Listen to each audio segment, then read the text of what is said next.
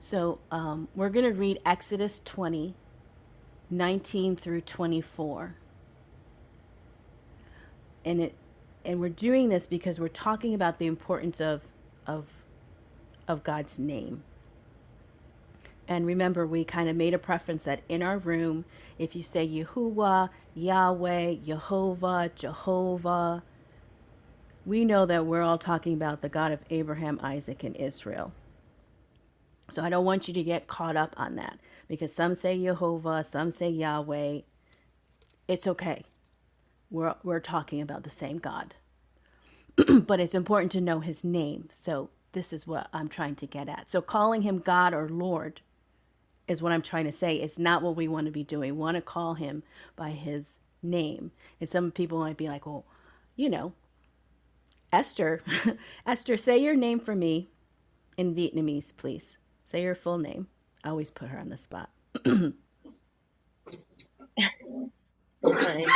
Sorry. My name is Hiệp Nia Hờ Sắc. Say it one more time. Slot Hiệp Nia Hờ Sắc. Okay. So it's spelled Hiep. Is that correct? Mm, Or Heip? yes. But before HIP also 8. Yes, H. So they have a very tonal language. Like their vowels, they can have 5 tones for their vowels. And so if you say the wrong tone, you're saying the wrong word. So I used to not be able to say, and so what you'll find in a lot of foreign countries, especially like in Vietnam, is that the Christians at least will take an English name from the Bible. And because when they meet with foreigners, trying to get them to say their name right is just too hard. And so instead of having you, because heap, I say heap. What is your name again, Esther? Say it for me clearly. Hiệp. Heap. Do you see how I said heap, but she said heap? It means 2 different things. What does heap mean, what I said? It means the small eyes, but Hiệp means like uh, unity. Okay, that's a big difference. I said this, I called her the small I, like in your head, I, the small I, but her name means unity. It's by simply getting the tone wrong. And I'd have to know the language. And because even though we say Hiep, there's a little, Esther, there's an accent mark over the E, right? Like a little, Yes, it's like a little. head of the E and then dot under the E. So they have accent marks on top and the bottom of their vowels to tell you how to pronounce it. So you know what tone to make. That might have been helpful for us, right? If we had the word, let's say the word read. Well, I could say I read the Bible, which is READ. Then I could say I read the Bible, which I did past tense, which is still READ. So if you see READ on the page, you don't know if it's read or read. And if I just said, oh, red, you could think I mean the color red, which is spelled RED. And my point of bringing this out is that that tone does make a difference in language. It does, but we're just starting. We're just having this conversation, and I'm going to get to a place, another scripture. To help us understand and appreciate the fact that Yahweh understands, Jehovah understands. And I'm not schizophrenic because I use major daughters running out the door.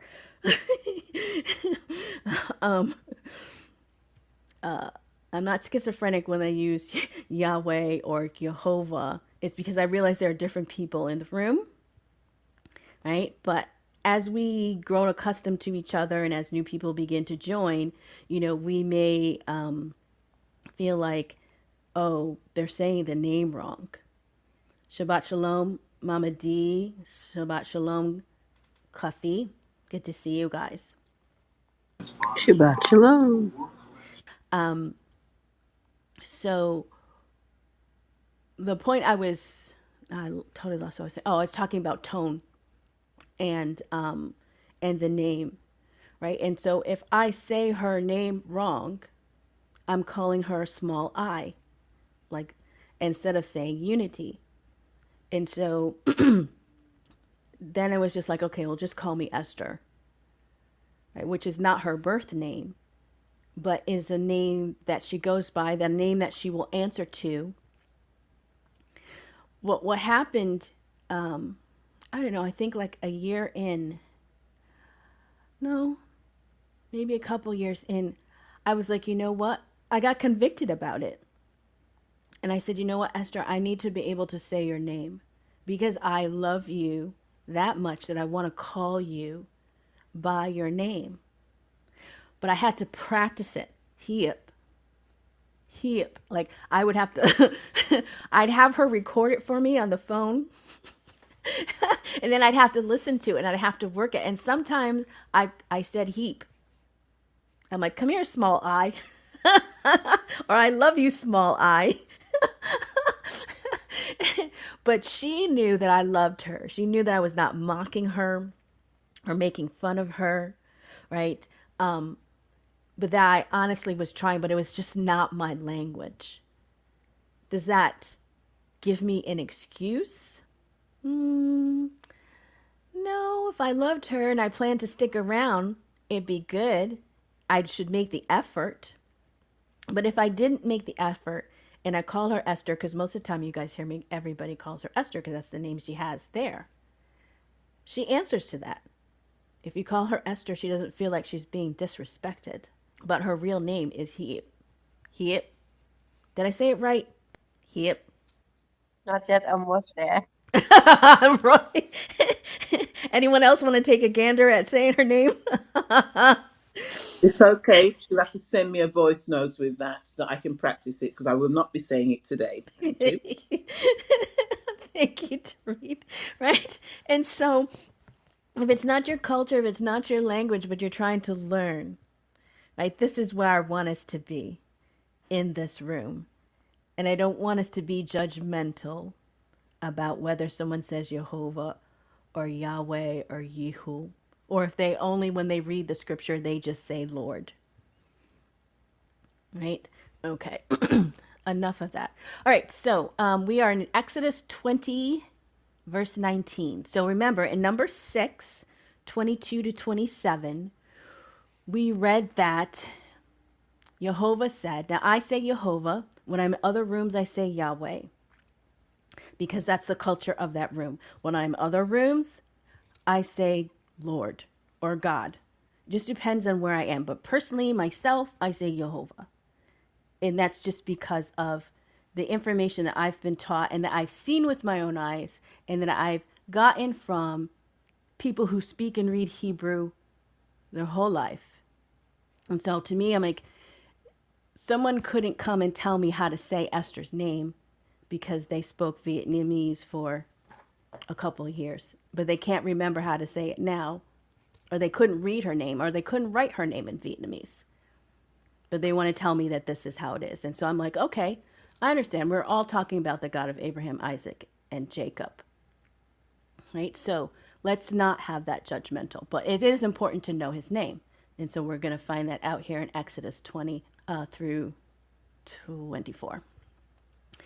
And they said unto Moses, speak thou with us, and we will hear. But let not God speak with us, lest we die. And Moses said unto the people, fear not, for God is come to prove you, and that his fear may be before your faces, that ye sin not. And the people stood afar off, and Moses drew near unto the thick darkness where God was. And the Lord, all caps, so Jehovah, Yahweh, Jehovah said unto Moses, thus thou shalt say unto the children of Israel, you have seen that I have talked with you from heaven. You shall not make me with gods of silver, neither shall you make unto you gods of gold. An altar of earth thou shalt make unto me, and shall sacrifice thereon thy burnt offerings and thy peace offerings, thy sheep and thy oxen. In all places where I record my name, I will come unto thee, and I will bless thee. In Hebrew, it actually says, and I was studying this with another teacher, in all the places where I cause you to put my name, where you cause my name to be, I will come and I will bless thee. And that's profound to me, that the creator of the universe will be wherever his name is proclaimed, wherever his name is put. We had 2 or 3 witnesses. We saw that in Numbers 6:27. We're seeing it here in Exodus 20:24, where he's saying, I will come where you put my name, and I will bless you. And so it is important for us to know what his name is. We have about 20 minutes. We only try to go 2 hours here because it's early for me and I want to go back to sleep before my apostle comes on the class. But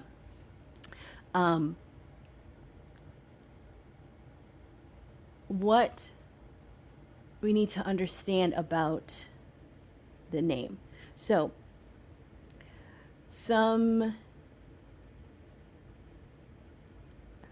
I said I was going to do 2 things. Okay. Let me get that other website. I'm going to put it up here for you. It's called the Mechanical Translation. His name is Jeff Benner. He's been studying and teaching Paleo Hebrew. So this is before the Aramaic Hebrew that we see in our Bible. So this is with the pictographs, right? And he has been doing this probably 35 years now. He's not a Jew. Hold on. Just let me remove this link. I can't talk and chew gum at the same time. Hold on. So I put the other link up there for you, and I'll put it in the chat as well, as I never know on the replays if it always shows up. And I really encourage you to read his material, to learn about culture. What's amazing is the pictures, the pictographs that before they become the letters tell a story. And I think I was talking to you guys about it last week, about the name of God, El, E-L, that we get Elohim from. That in the pictographs, it was the ox head and the shepherd's staff. I don't know if you guys remember that from last week. So the ox head and the shepherd's staff. And so the ox head, I'm talking now so you can click on the Torah, the mechanical translation link up there, bookmark it, save it, whatever, so that you can get there. What was I saying? Oh, yeah. So the ox head and the shepherd's staff, that was, if you saw those 2 together, like those pictures together, then they were talking about Elohim, the creator of the universe. And the ox head meant power and strength, but the shepherd's staff meant authority, right? And so when you think about it, and this is, Doreen had corrected me, that England no longer has a queen, they have a king. But in any kind of, where there's royalty, in the where they still have kings and queens, they have crown and a scepter. So the crown basically has the horns, and the scepter basically is the shepherd's staff. It's just kind of translated more into modern times. I want us to go to Exodus 20. So what you see when you go here is that the mechanical translation is, I don't want you to get too caught up in everything. When you have time later on, you can go back and study it to understand like all the little key things he's saying. But basically, you have the verse. So let's just all go to Exodus 20:24. So we're looking at the same thing. Let's go to Exodus 20 and then scroll down to find 24. So what he does here is he gives you the Hebrew, he gives you the transliteration, right? And so that is, you can see the Hebrew letters, but you don't know how to pronounce it. And so what he has is, so the first word is altar. We're at Exodus 20, verse 24, and we're looking at it through the mechanical translation. So 24 has the word altar. And in blue, if you click on that, it's going to take you somewhere else. Don't click on that right now. It has the Hebrew, it has how you might pronounce it, mitzvah. Then it has the next word, ground. Notice that it's like Adama. We know that from Adam, Adoma, right? It could be Ado. Yeah, there's two X. It's probably Adoma, ground. And then this is what I was talking about verb tenses. See how it's like you will, but if you look down, it's like you did. He actually gives you, and this is what I was talking about, he actually gives you the actual verb tense because you need to know that for the noun and the verb. The thing is that in Hebrew, literally, it's like the altar ground, do sacrifice upon ascension offering, at offering of restitution, flocks, at cattle, all area, which remember at title, come to kneel. You're like, okay. Now, if you know the language and the grammar, you would like, okay, well, if it's this tense, then I know it's, it's a singular, it's a feminine. All of that plays into Hebrew grammar. Now, when you look at the RMT, right, which is he's giving you like a translation, he says, you will make an altar of ground for me, and you will sacrifice upon him. Now, upon him is simply because the word ground is masculine. So they're very particular about that. I think that's even true in Vietnamese, right, Esther? That even nouns and pronouns are feminine and masculine, and your verbs have to match. You may not know that Yeah. because you. Can you repeat the question again? So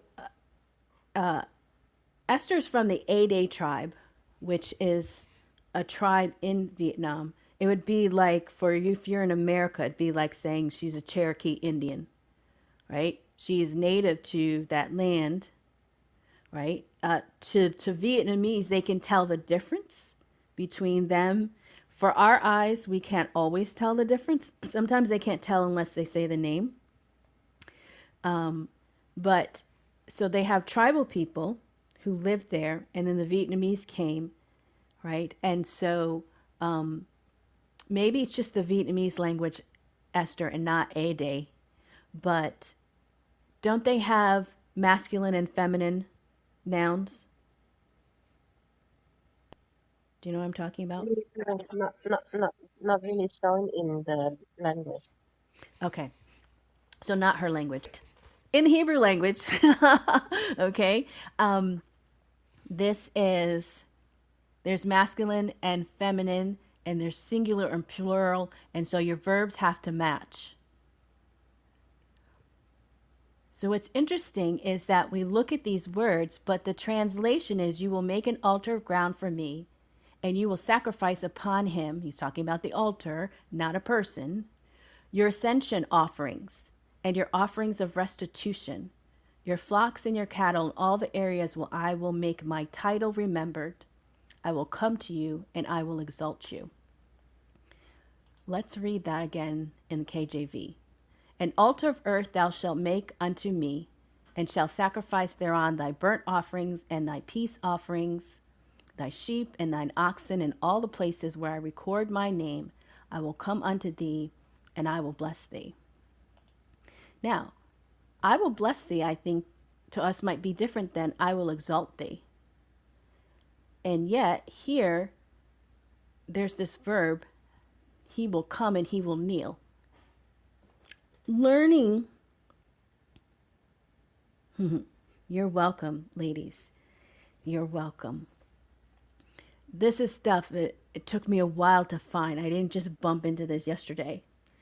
But what I've realized and why I'm sharing this with you is that you cannot fully understand the truth and the revelations of our Bible if you have no understanding or concept of the Hebrew behind it, right? And when we start talking more about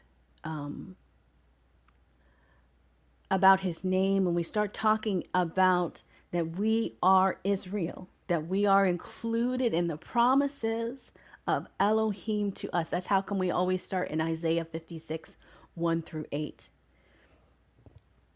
We are not included because we are not of the bloodline. But unless you start looking at this from a different context, you will feel that you are an outsider. Even looking at this right now is intimidating. But this tool was not available 20 years ago, right? And so there's always new knowledge coming into the earth. There are always new people and individuals who come into the earth and share what they know. And then this is the beginning of, and has been the beginning of, Elohim making his name known through all the earth. When we read, and as we always started in Isaiah 56, when he says the son of the stranger and the eunuch will come to the name of Jehovah, they keep his Sabbaths and keep his commandments. They are part of it. That was always his plan. But if you don't understand this, it can be, it can be very difficult to come to that understanding with someone just telling you that it is so, but you can't go and see that for yourself. And so, one thing I want to end with as far as our teaching, and then I'll if you have questions and comments and stuff, great. We don't have to end at 6:00. There's no timer, but I do want us to always kind of to stay on that 2-hour time frame. Something to just understand about when you're trying to look for Hebrew teachers. So there is the paleo, the pictographs, right? And then it transforms into the Aramaic, the kind of Hebrew mix. And then we know from if you've read anything through the Old Testament, you know that the children of Israel were conquered by different nations. Think about Daniel. I don't know that we always think that Daniel's not just sitting in Jerusalem somewhere, like he's in captivity. His people have been conquered by Babylon. He is sitting in captivity. That king changed their names. Like we all kind of know that, right? That they changed their name, Belteshazzar. They changed all their names, stripping them of their identity, who they are, their cultures. And so they've gone through changes in their language as well. When we get up to the time of Yeshua, this is what I love about having an international room, and I've said this in the beginning, and it's worth saying again, that hearing other tones, hearing other dialects reminds us that we're not the only people on the planet. And it should humble you so that you remember when you pick up and you read this Bible, don't be so arrogant to think that you completely understand it because you can read the English. That somehow if you go to the concordance or you study this, that somehow you know better. Until you really can speak and read Hebrew and understand the grammar, you don't. You're close, but you really don't. You miss a whole bunch. So the Jews, how many of you have heard the saying or the conversation point about that this name was hidden from us?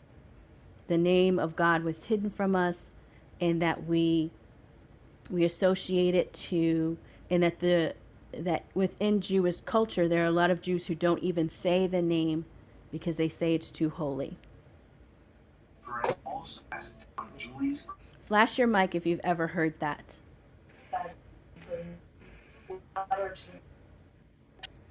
Okay, Mama D, Doreen. I know Esther. I know she's getting ready for work, so I know, Esther, that you have to leave soon. So here's the thing. As we go through our study, you're going to begin to see that the plan of Jehovah, Elohim, our creator, was always that the seed of Abraham, it would be a blessing, and he would bless all the families of the earth. That he would bless all nations of the earth. That in thee all nations of the earth will be blessed. I mean, it says that continually. It was always God's intention for us to be blessed because they were supposed to be an example and then show people how to have an example with how to have a relationship with Elohim. And then everyone would come into the knowledge of him. Well, that didn't happen. But also some other things happened through persecution for them. Now, some things had nothing to do with persecution. So one of the things about Judaism is that they believe that there are two Torahs. They believe that there's the written Torah and the oral Torah. So I'm going to talk to you about the Talmud, the Mishnah, the Gemara. And I'm giving you this, which you can all go search out yourself, because I want you to understand that when you read things from a Judaism point of view, because you believe that they are going to give you access to the Hebrew, some of that is true. But some of it is very much their tradition. But the way that they go about it, you would think that it's biblical, because to them it is. So for them, there are two laws, oral law and written law. They believe that when Moses went onto Mount Sinai, that he was given two Torahs. One was written and one was oral. They believe that this oral translation, right, was the explanation of things. So the commandment says, thou shalt not take the name of the Lord thy God in vain. Well, who knows what that means, really? How do you implement that? How do you live that out? How do you walk that out? Well, obviously, there's an oral law. This is them. This is the belief. It's absolutely true. Well, obviously, someone needs to tell me what that means. How do I live that? How do I walk that out? Now, we just read in Exodus that when they had, do you remember when I was reading in 19 how they said they didn't want to go near to God? You tell us what to do. Exodus 20:19, and they said unto Moses, speak thou with us and we will hear, but let not God speak us lest we die. There is this sense that they could not directly communicate with Elohim, but that's not what Elohim wanted. He always wanted to have a direct relationship with him. And we get confused by this new covenant, thinking that, it came in with the New Testament, which is not true. The new covenant is directly spoken about in Deuteronomy. We'll get to that much later in our studies. But the point being is that in Judaism, they believe there are two laws. For a long time, the oral law was only passed down orally from their religious leaders, their rabbis. At some point, because they were being taken in captivity, the temple was destroyed, they realized, we need to write this down. Because if we write this down and we're not able to be in one location, we can still train and teach other people. And that is the Mishnah. So their oral law is the Mishnah. They give unbelievable authority to their rabbis in this idea that if the rabbis say it's true, even if you don't find it in the Torah, it's true. Because it's in the oral law. That's the Mishnah. So they've been taught this way for centuries. It's 2,000 years now, so they've had a good 20 centuries and more of believing and teaching and walking this way before Yeshua HaMashiach got on the earth. They believed that there were two laws. So if there's this oral law that gives you instructions on how to abide by the written law, and so it's called the Mishnah, which is in the Talmud. So the Talmud, Talmud, is just a large collection of works. The Mishnah is in there. So they believe the Tanakh, they believe the Torah, but there is oral law that tells you what to do. Now, the thing with the oral law is that it may only give you written instructions, but that may not really help you understand it. And this is how I heard one Hebrew teacher explain it to me. Well, explain it in the class I was listening to.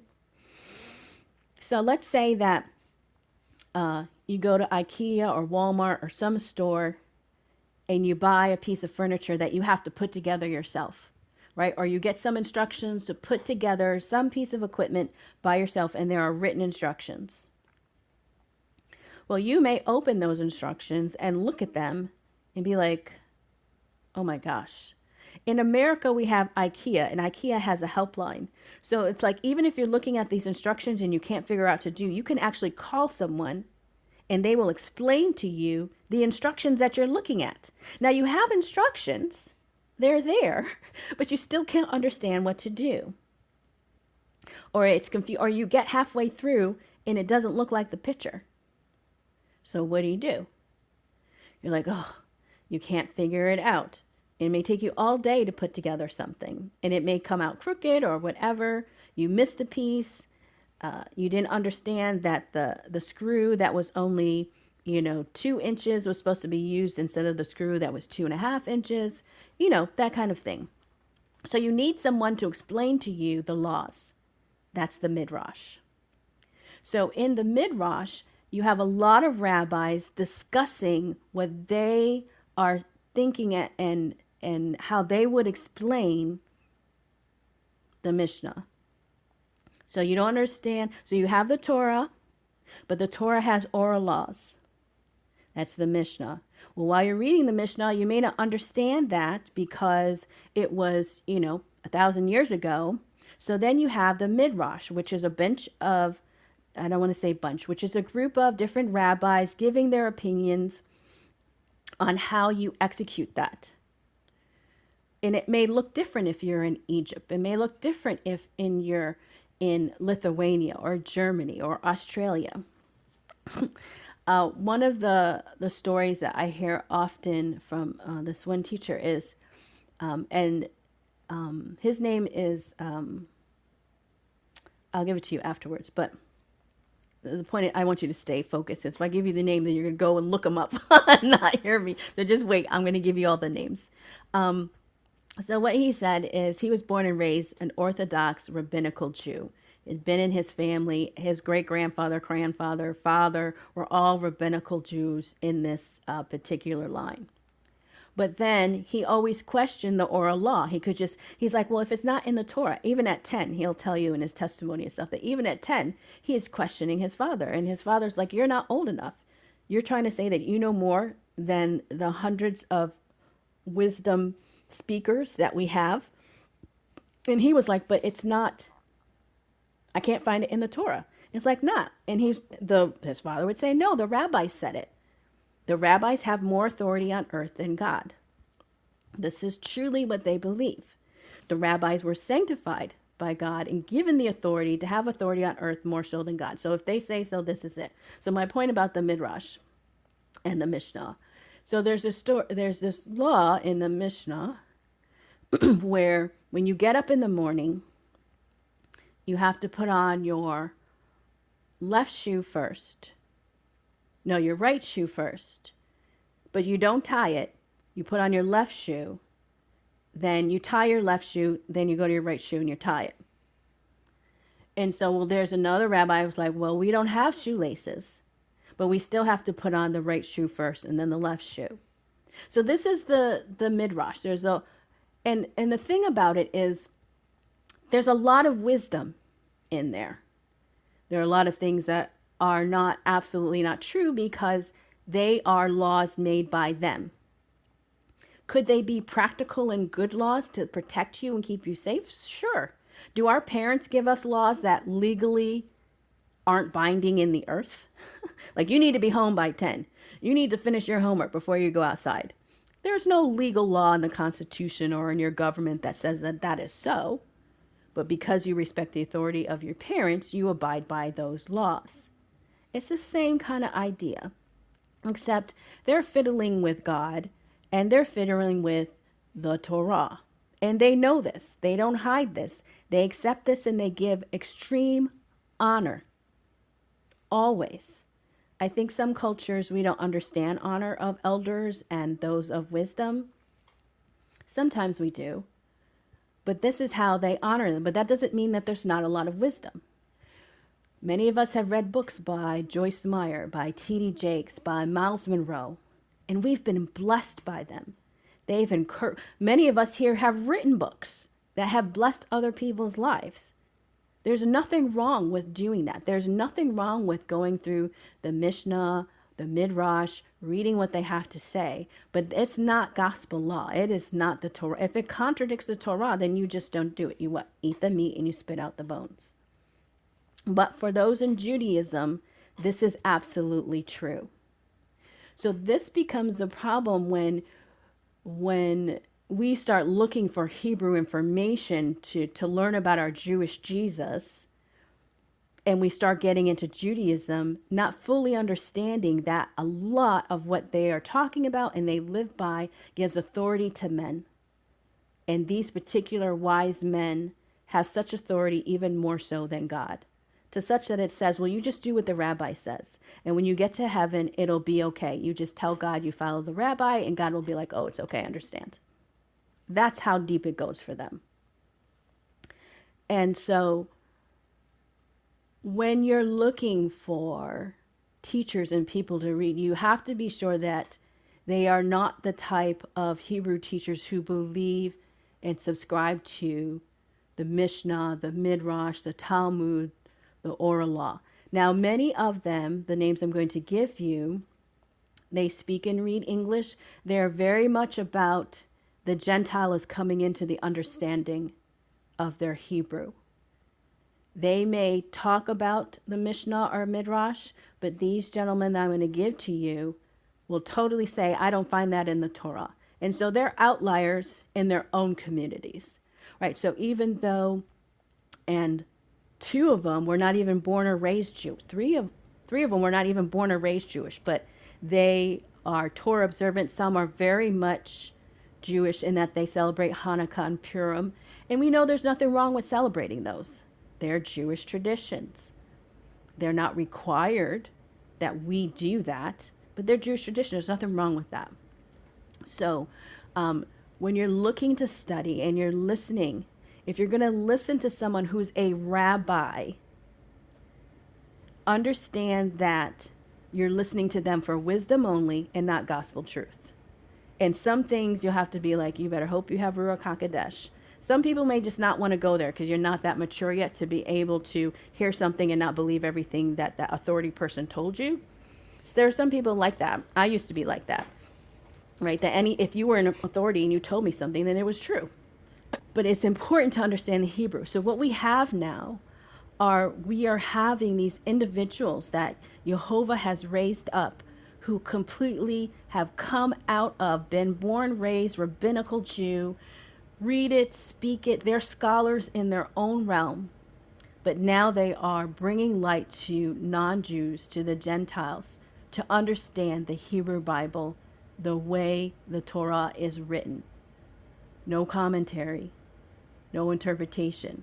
Now, may they tell you about traditions that go on? They may, but they're always going to say, the Mishnah says this or the rabbi says this. But if I can't find it in the Torah, then it's not true.